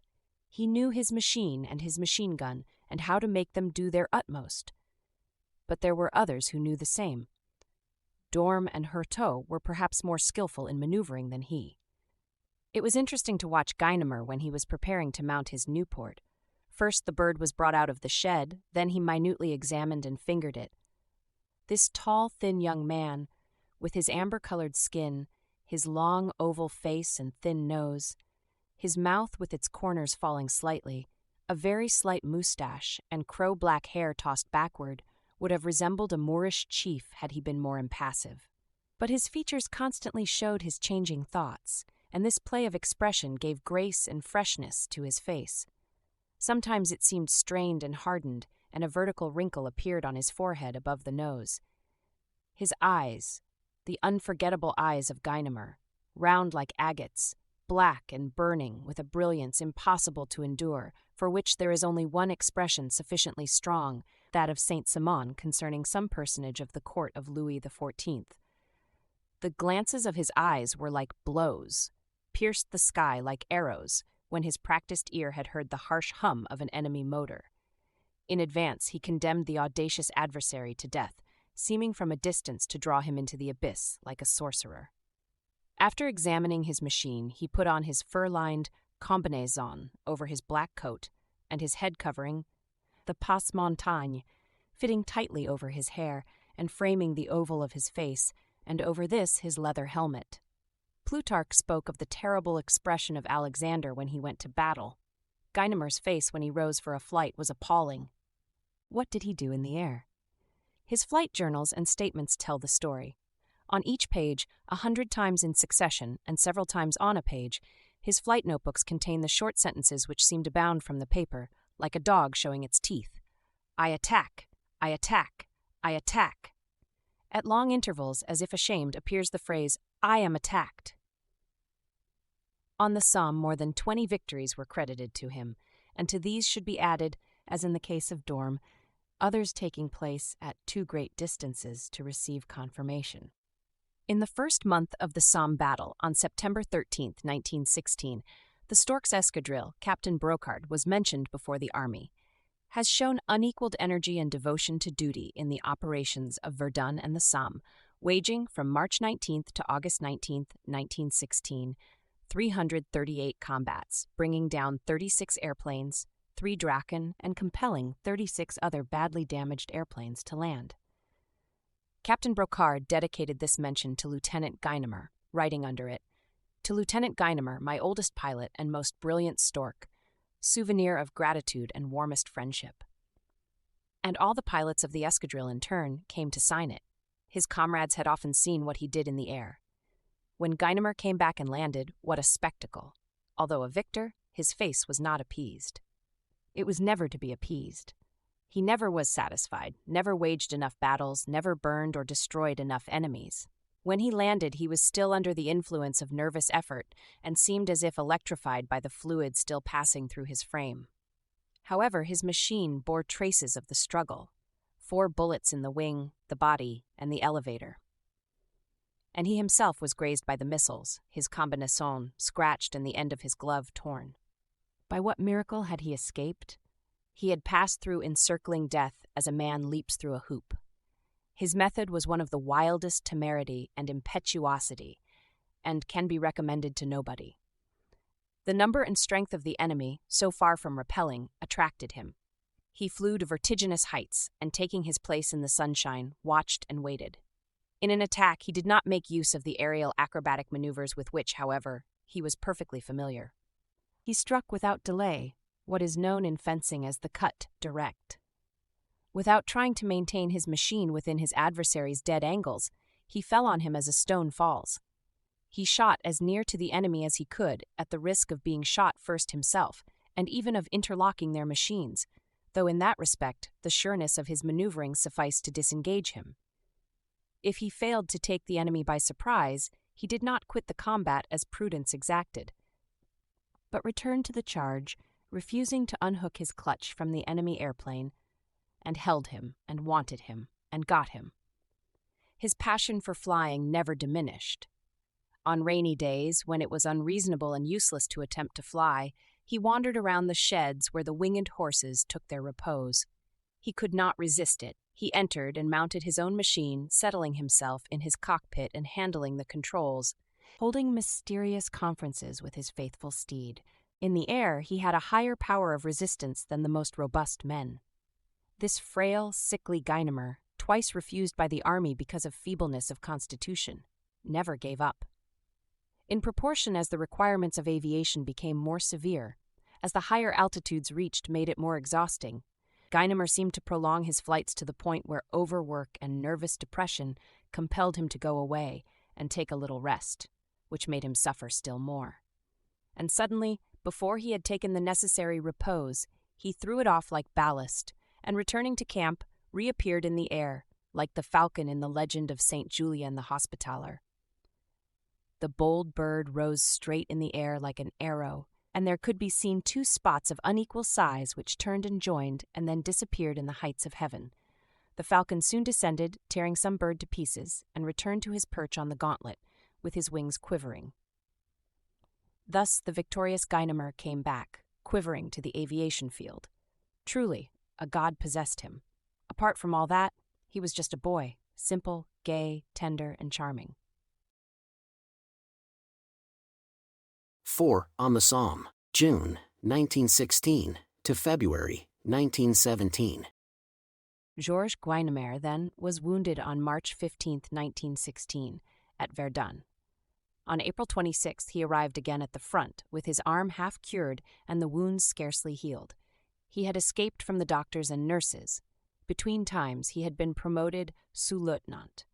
But he had to be sent back to his bandages and massage. He returned to Compiègne. The bargain he had made with his sister Yvonne was continued, and when the weather was clear, he went to Vauciennes, where his machine awaited him. The first time he met an airplane after his fall and his wound, he experienced a quite natural but very painful sensation. Would he hesitate? Was he no longer the stubborn Guynemer? The Boche shot, but he did not reply. The Boche used up all his machine gun belt, and the combat was broken off.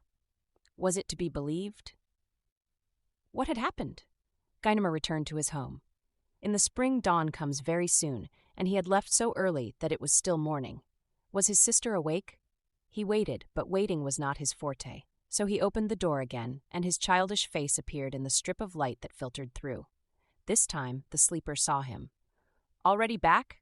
Go back to bed. It is too early." "Is it really so early?" Her sisterly tenderness divined that he had something to tell her, something important, and that it would be necessary to help him to tell it. "Come in," she said. He opened the blinds and sat down at the foot of the bed. "What scouting have you done this morning?" But he was following his own thoughts. The men had warned me that under those circumstances one receives a very disagreeable impression. Under what circumstances? When one goes up again after having been wounded and meets a Boche. As long as you have not been wounded, you think nothing can happen to you. When I saw that Boche this morning, I felt something quite new. Then he stopped and laughed, as if he had played some schoolboy joke. "Then, what did you do?" "Well, I made up my mind to submit to his shots, calmly." "Without replying?" "Surely. I ordered myself not to shoot. That is the way one masters one's nerves, little sister. Mine are entirely mastered. I am now absolutely in control. Just the Boche presented me with 500 shots while I maneuvered. They were necessary. I am perfectly satisfied." She looked at him, sitting at the foot of the bed with his head resting against the post. Her eyes were wet, and she kept silent. The silence continued. Finally, she said softly, "You have done well, Georges," but he was asleep. Later, referring to this meeting in which he offered himself to the enemy's fire, he said gravely, "That was the decisive moment of my life. If I had not set things right then and there, I was done for." When he reappeared at his escadrille's headquarters on May 18th, quite cheerful but with a set face and flaming eyes, no one dared discuss his cure with him. The storks returned for a few days to the Aisne region, and once more the contented pilot of a Nieuport flew over the country from Péronne to Roye. He had not lost the least particle of his determination, quite the reverse. One day, May 22nd, he searched the air desperately for 3 hours, and though he finally discovered a two-seated enemy machine over Noyon, he was obliged to give over the combat for lack of gasoline in his motor. Meanwhile, they were preparing the Somme battle. The escadrilles familiarized themselves with their ground, and new machines were tried. The enemy, who suspected our preparations, sent out long-distance scouting airplanes. Near Amiens, above Villers-Bretonneux, Guynemer, making his rounds with Sergeant Chainat, attacked one of these groups on June 22nd, isolated one of the airplanes, and maneuvering with his comrade, set it afire. That was, I believe, his 9th. This combat took place at a height of 4,200 meters. The advantage went more and more to the pilot who mounted highest. After July 1st, there was a combat almost every day. Would Guynemer be put out of action from the beginning, as at Verdun? Returning on the 6th, after having put to flight an LVG, he surprised another Boche airplane, which was diving down on one of our artillery regulating machines. He immediately drew the enemy's attention to himself. But the enemy, Guynemer pays him this homage in his flight notebook, was keen and supple. His well-aimed shots passed through the propeller of the Nieuport and cut 2 cables in the right cell. Guynemer was obliged to land. He was forced down 8 times during his flying career, once under fantastic conditions. He passed through every form of danger without ever losing the self-possession, the quickness of eye, and rapidity of decision which his passion for conquest had developed. what battles he fought in the air. On July 9th, his journal notes a combat of 5 against 5. On the 10th, a combat of 3 against 7, in which Guynemer disengaged Dulin, who was followed by an aviatik at a distance of 100 meters. On the 11th, at 10 o'clock, he attacked an LVG and cut its cable. The enemy dived but appeared to be in control of the machine. A few moments later, he and Dulin attacked an aviatik and an LVG, Guynemer damaging the aviatik, and Dulin forcing down the LVG. And before returning to their base, the two comrades attacked a group of 7 machines and dispersed them. On the 16th, Guynemer forced down, with Hurto, an LVG, which fell with its wheels in the air. After a short absence, during which he got a more powerful machine for his own use, he began on the 25th a repetition of his former program. On the 26th, he waged 5 combats with enemy groups consisting of from 5 to 11 airplanes. On the 27th, he fought 3 LVGs and then groups of from 3 to 10 machines. On the 28th, he successively attacked 2 airplanes within their own lines, then a Draken, which was obliged to land, then a group of 4 airplanes, one of which was forced down, and then a second group of 4 which were dispersed, Guynemer pursuing one of the fugitives and bringing him down. One blade of his own propeller was riddled with bullets, and he was compelled to land. Such was his work for 3 days, taken at random from the notebook. Open his journal at any page, and it reads the same. On August 7th, Guynemer got back with 7 shell fragments in his machine. He had been cannonaded from the ground while in chase of 4 enemy airplanes.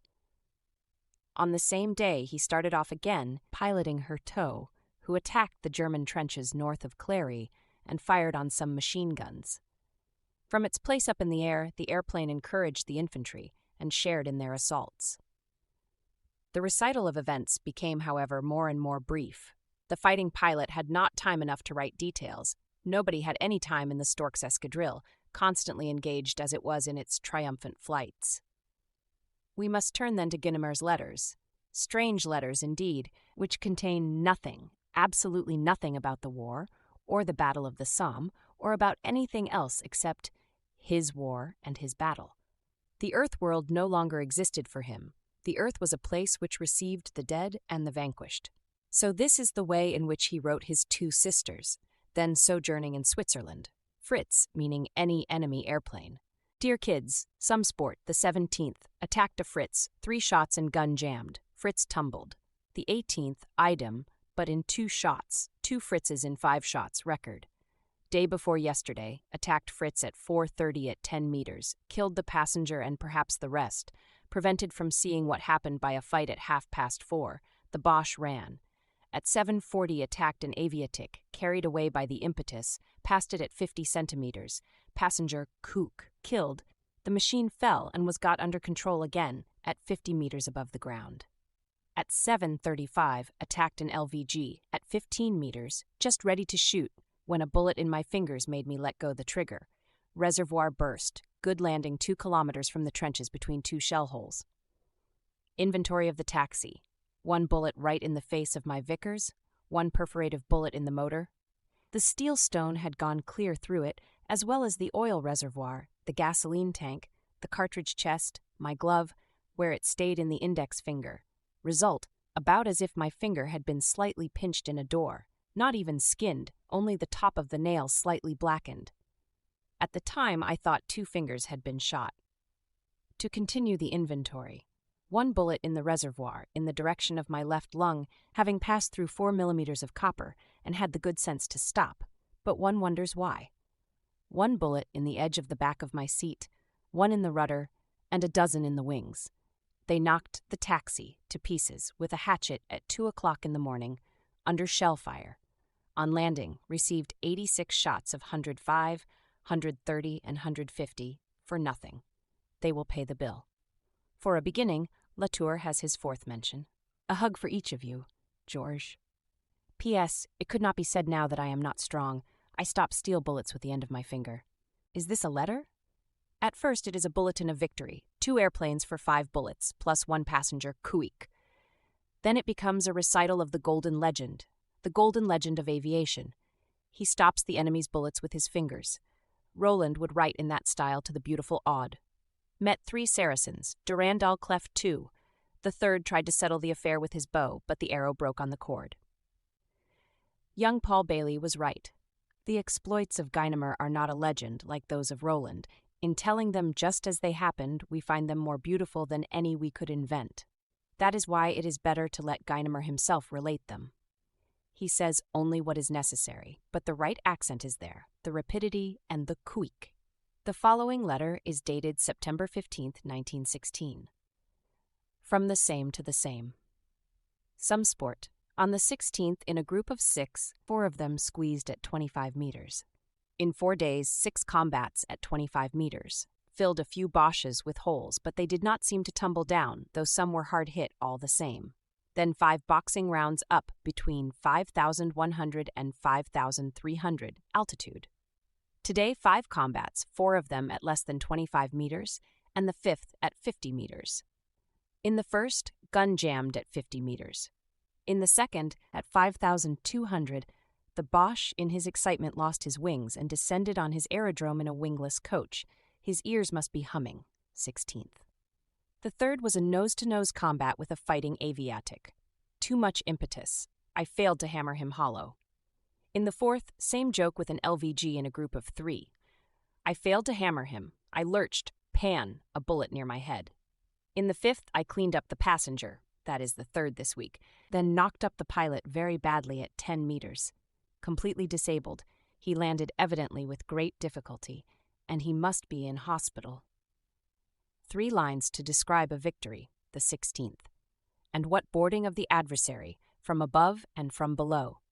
He springs upon the enemy, but fails to go through him.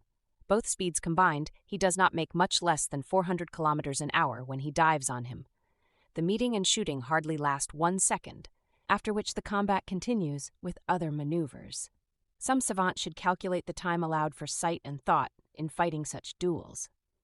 This was the period of the great series of combats on the Somme. The Stork's escadrille, which was the first to arrive, waged battle uninterruptedly for 8 months. Other escadrilles came to the rescue.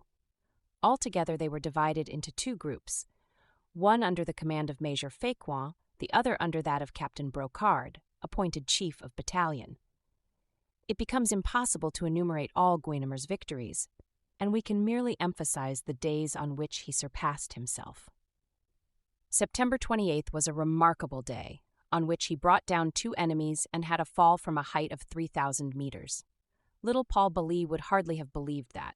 He would have said it was surely a legend, the golden legend of aviation. Nevertheless, here is Guynemer's statement, countersigned by the escadrille commandant. Saturday, September 23rd, 2 combats near Iterpigny. At 11:20, forced down a Boche in flames near Aix. At 11:21, forced a Boche to land, damaged near Caripuy. At 11:25, forced down a Boche in flames near Roye. At 11:30, was forced down myself by a French shell and smashed my machine near Fescamp. These combats occurred between Péronne and Montdidier. To his father he wrote with more precision, but in his usual elliptical style. September 22, asphyxiated a Fokker in 30 seconds, tumbled down, disabled. September 23, 11:20, a Boche in flames within our lines. 11:21, a Boche disabled, passenger killed. 11:25, a Boche in flames 400 meters from the lines. 11:25 and a half. A 75 blew up my water reservoir and all the linen of the left upper plane, hence a superb tailspin. Succeeded in changing it into a glide. Fell to ground at speed of 160 or 180 kilometers. Everything broken like matches. Then the taxi rebounded, turned around at 45 degrees and came back, head down, planting itself in the ground 40 meters away like a post. They could not budge it. Nothing was left but the body, which was intact. The spot is strong. With any other machine, I should now be thinner than this sheet of paper. I fell 100 meters from the battery that had demolished me. They had not aimed at me, but they brought me down all the same, which they had no difficulty in recognizing. The shell struck me hard some time before exploding. The Boche fell close by Major Constantin's post. I picked up the pieces. The group which he had attacked was composed of 5 airplanes, flying in echelon, 3 above, 2 below. the two which flew lowest were assaulted by one of our escadrilles, and the pilots, seeing a machine fall in flames, thought at first it was their own victory. It was my first one, falling from the upper story, Guynemer explained drolly, in his Stanislas student manner.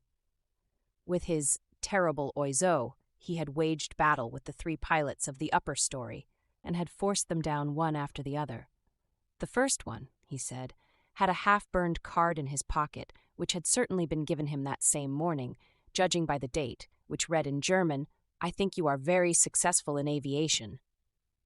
I have his photograph with his Gretchen. What German heads! He wore the same decorations as that one who fell in the bus wood. Is this not Achilles setting his foot on Hector and taking possession of his trophies? Guynemer's heart was stone to his enemies.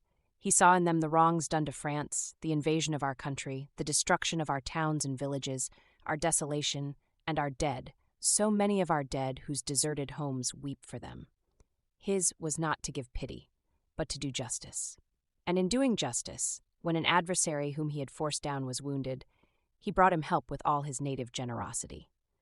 For him, 30 seconds had separated the capital from the Tarpeian Rock. After his triple victory came his incredible fall, unheard of, fantastic, from a height of 3,000 meters, the Spad falling at the highest speed down to earth and rebounding and planting itself in the ground like a picket. I was completely stupefied for 24 hours, but have escaped with merely immense fatigue, especially where I wear my looping-the-loop straps which saved my life, and a gash in my knee presented to me by my magneto. During that 3,000-meter tumble, I was planning the best way to hit the ground. I had the choice of sauces. I found the way, but there were still 95 out of 100 chances for the wooden cross. In fin, all right. And this postscript followed. 6th time I have been brought down. Record. Lieutenant Vifef of the Dragon Escadrille, colliding with a comrade's airplane at a height of 3,000 meters, had a similar fall onto the Avocourt wood, and was similarly astounded to find himself whole. He had continued maneuvering during the 5 or 6 minutes of the descent. Soon, he wrote, the trees of the Hesse forest came in sight. In fact, they seemed to approach at a dizzy rate of speed. I switched off so as not to catch fire, and a few meters before reaching the trees, I nosed up my machine with all my strength so that it would fall flat. There was a terrible shock. One tree higher than the rest broke my right wings and made me turn as if I were on a pivot. I closed my eyes. There was a second shock, less violent than I could have hoped. The machine fell on its nose like a stone at the foot of the tree which had stopped me. I unfastened my belt, which luckily had not broken, and let myself slip onto the ground, amazed not to be suffering intense agony. The only bad effects were that my head was heavy, and blood was flowing through my mask. I breathed, coughed, and shook my arms and legs, and was dumbfounded to find that all my faculties functioned normally. Guynemer did not tell us so much, but as a mathematician he calculated his chances. He too had switched off, and with the greatest sang-froid superintended, so to speak, his fall. Its result was no less magical. The infantrymen had observed this rainfall of airplanes. The French plane reached the earth just before its pilot's last victim fell also in flames. The soldiers pitied the poor victor, who had not, as they thought, survived his conquest. They rushed to his aid, expecting to pick him up crushed to atoms. But Guynemer stood up without aid. He seemed like a ghost, but he was standing, he was alive, and the excited soldiers took possession of him and carried him off in triumph. A division general approached and immediately commanded a military salute for the victor, saying to Guynemer, "You will review the troops with me." Guynemer did not know how to review troops and would have liked to go. He was suffering cruelly from his knee. "I happen to be wounded, General." "Wounded you? It's impossible. When a man falls from the sky without being broken, he is a magician, no doubt of that. You cannot be wounded. However, lean upon me." And holding him up, almost indeed carrying him, he walked with the young sous-lieutenant in front of the troops. From the neighboring trenches rose the sound of singing, first half suppressed, and then swelling into a formidable roar, the Marseillaise. The song had sprung spontaneously to the men's lips. Cerebral commotion required Guynemer to rest for a few days, but on October 5th he started off again. The month of October on the Somme was marked by an improvement in German aviation, their numbers being considerably reinforced and supplied with new tactics. Guynemer defied the new tactics of numbers and in one day, October 17th, attacked a group of 3 one-seated planes and another group of 5. A second time he made a sortie and attacked a 2-seated plane which was aided by 5 one-seated machines. On another occasion, November 9th, he waged 6 battles with 1-seated and 2-seated machines, all of which made their escape, one after another, by diving. Still, this was not enough, and he set forth again and attacked a group of 1 albatross and 4 one-seated planes. "Hard fight," says the journal. "The enemy has the advantage." He broke off this combat, but only to engage in another with an albatross which had surprised Lieutenant Dulin at 50 meters. On the following day, November 10th, he added 2 more items to his list, making his 19th and 20th. His first victim, at whom he had shot 15 times from a distance less than 10 meters, fell in flames south of Nessel. The other, a 2-seated albatross, 2 20-horsepower Mercedes, protected by 3 one-seated machines, fell and was crushed to pieces in the Morcourt ravine. This double stroke he repeated on the 22nd of the same month, making his 22nd and 23rd, and again on January 23, 1917, his 26th and 27th, and still again the next day, the 24th, his 28th and 29th victories. In addition, here is one of his letters with a statement of the results of 3 chasing days. There are no longer headings or endings to his letters. He makes a direct attack, as he does in the air. January 24, 1917. Fell on a group of 5 Boches at 2,300. I brought them back with drums beating at 800 meters, 1 wire stay cut, 1 escape pot broken. At the end of the boxing round, 400 meters above Roye, I succeeded in getting behind a 1-seated machine of the group. My motor stopped, obliged to pump and let the Boche go, 11:45. Attacked a Fritz. Let him go at 800 meters, my motor spattered, but the Boche landed head down near Goyencourt. I only count him as damaged.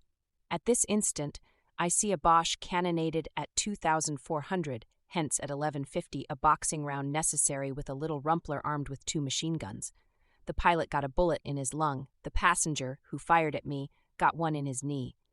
The 2 reservoirs were hit, and the whole machine took fire and tumbled down at Lignières, within our lines.